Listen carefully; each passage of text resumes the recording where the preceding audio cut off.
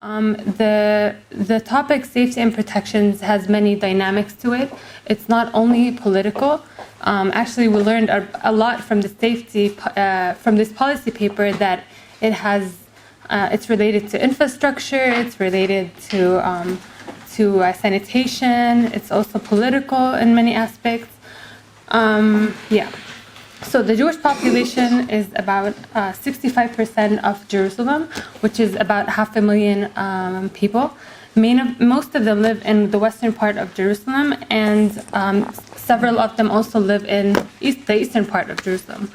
On the other hand, we have the Palestinian Arab population, which is approximately 35% of the people, which makes them about a quarter million, and they live in the eastern side of the city. So the division between the Israelis and the Palestinians is a very visual thing in Jerusalem, and it actually has a very big impact on the safety and protection of the sense of safety and protection of its people. And so it has many dynamics to it, but it's mainly political and economic. In the political sense, to create division between the Palestinians and the Israelis, so it does decrease the inclusion between them, and economic, which mainly affects the Palestinian population. So the process, as Carolina explained, we had 3 safety and protection groups. The first was Palestinians. The Palestinian group consisted mainly of housewives and teachers that were from Wadi Joz, Asawiya, Tur, Thuri, and Surbaher.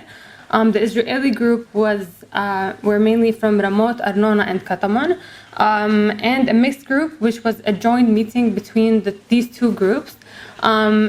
Both groups were females and female participants, which actually made a very big, change in what we expected from the results of the policy paper, which was very interesting because we did see another side of what we were expecting. So I will be presenting, first of all, the residents' problems, starting with the Palestinian group. First of all, they talked about Israeli soldiers' closure of different roads with military cars or roadblocks, and they felt that this caused them to feel to limit their freedom and mobility around their neighborhoods and in Jerusalem. A second topic was low hygiene, sanitation, and very high pollution. So we might ask ourselves, how is this actually connected to safety and security? But they said that this actually made them feel that when the area is very polluted, it makes it feel like a more hostile area, and that more crimes can happen in this area. The third problem was the problem of male youth over the streets at night. So when it gets dark, usually a lot of male youth spend their time in the streets. They smoke, they sit, they talk. They don't really cause problems, but it just makes the women, especially the women, feel unsafe and insecure to go out in the streets. And the fourth problem was poor infrastructure. So it's also related to what Nofar said earlier, but this is from a safety and security point of view. First of all, they said that the streets are dangerous and they are not well paved. It's also there are no signs and indications of what the streets are. Let's say there's a school, it doesn't say that this is a school area. People are driving, no one is paying attention to that there are children crossing the streets, which does increase accidents in Palestinian neighborhoods. Also, there's a lot of holes in the road, so which does causes cars to fall, and there are very narrow streets. So when you are driving on a two-way street, it increases the chances of having an accident. There are no mirrors to show that there are cars coming from the other side.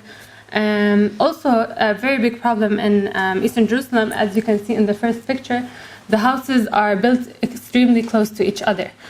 First of all, that reduces the people's sense of privacy, and you can jump from your neighbor's what's the word? Roof, or your balconies, because the houses are so close. This is mainly because the eastern side, like the Palestinian neighborhoods, are very crowded, and not a lot of permits are given to build. So people really built next to each other because there's also not a lot of space to build on. Okay, so going on to the Israeli group, the first and most focused point was the presence of military and police forces.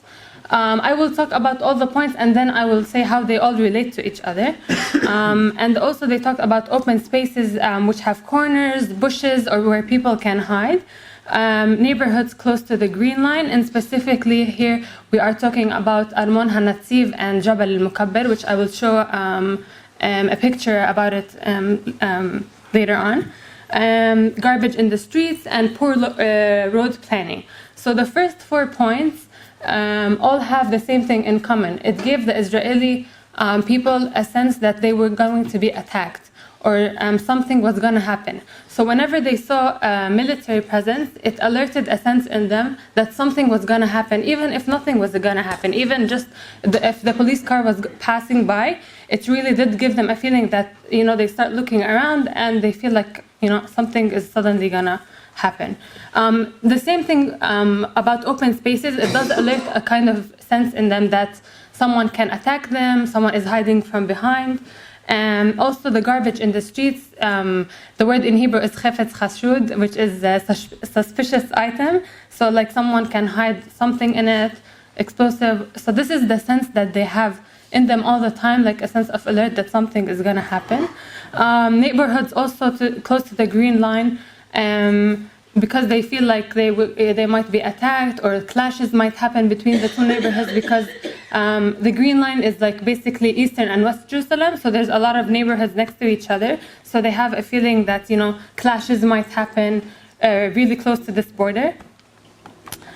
Okay, and sorry, lastly, poor road planning. It was actually very similar to what the Palestinians were talking about, but specifically they talked about this picture, which was near Kibbutz Ramat Rachel. So this is an area where people pedestrians pass from this area every day, and there is no specific sidewalk for people to pass from. So this is a big issue in many neighborhoods, that they don't take into consideration the pedestrians, and they don't really build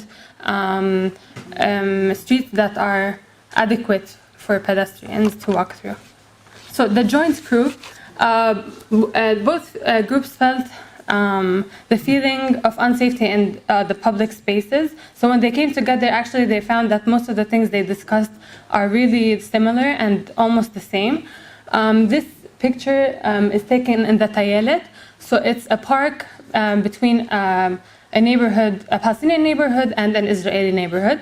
It's a shared park that both people use, but both of them felt the same thing. They felt unsafe when going to that park because, first of all, it had a lot of bushes. They felt like anyone might attack them. There's no lighting in this park, very poor lighting, as you can see. When it's dark, almost no one goes there. A lot of males, young males, go here and smoke. And the other thing is poor infrastructure. Here specifically, they talked about streets that were shared for Palestinians and Israelis. So these streets, first of all, they had poor lighting. So when they are crossing at night, it's very scary for them. Also, no sidewalk. So when people are walking, they don't feel safe. First of all, in a political sense of view, they are afraid to be attacked. And a second thing is they are afraid like a car might hit them passing by. Yes, so the residents' vision. The Palestinian group, first of all, enhancing sanitation. So the municipality should take action and have more cleaning there, daily cleaning, take care of it.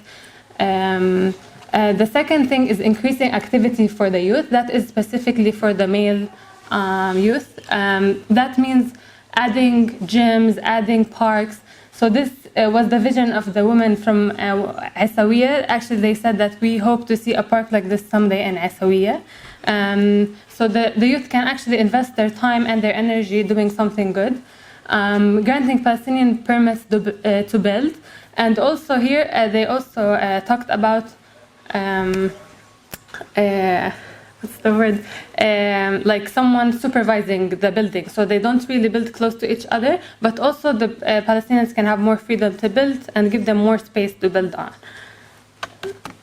The Israeli group. So this is the neighborhood I was talking about that had the green line. So on that side we have the Palestinian neighborhood, on this side we have the Israeli neighborhood. And this was drawn and cut by the Israeli group, and this is their vision for the future. They hope that, as I said, they were something that reduced their sense of security was the presence of military. And their solution was to still have some surveillance, but not have them visual with them all the time. They don't want to see them, around the neighborhoods all the time. So they suggested things as having like alarm buttons that you can, in every part of the neighborhood, that you can press in case of an emergency or something. Installing security cameras instead of having police cars walking all the time around the neighborhood. And making open spaces more welcome. I will also talk about this a little bit just in the next vision, because it is something that both of the joint group talked about. So this picture here actually represents what they wanted in open spaces. They want more lighting to make it more like open for the public, welcoming for the public, to enhance, have more restaurants. And actually they suggested that the Palestinian and the Israeli women should work together, like open a canteen, sell some food. The Palestinian can cook traditional Palestinian food, the Israelis can cook traditional Israeli food, and they can work together in the tayalet. And this was their vision for the tayalet, to enhance it and have it, make it a more welcoming space. Okay, so some recommendations for the future. Something that's very important in order to achieve what I talked about now, there are a few things that I think is very important to achieve. First of all, the prevailing discriminative policy against Palestinians. So what I mean by this is that Palestinians always feel like they are targeted in the Israeli society, especially by the police forces. And I think when we make that less visible and not something that happens very often, it also gives the Israeli side a sense that we are not people to be scared of. So, I mean, when this is decreased, it makes the people, feel like they are equal and they should be living together, and not that one side is being targeted and the other side not, and we have to be afraid of the other side. So if the police itself starts this change, and then the people's mentality will also change in the future. Another thing is the youth and their feeling of safety and protection. So the youth is the future of this country, and if we start working with the youth, then we can actually make a strong change. Most of the youth, they do not feel safe in this country, not only for political reasons, but because they are youth. And youth usually have insecurities within them. But actually being youth and living within the conflict increases decreases your feeling of safety and protection. Especially, I think, Palestinian youth, because, as I said, there is a lot of discrimination against Palestinian. A lot of youth are being targeted, so on. And same thing goes for military and police force, as I explained earlier, to not really emphasize on certain people, but just be there for everyone and do good for the better for the people. Yeah, and that's it. Thank you.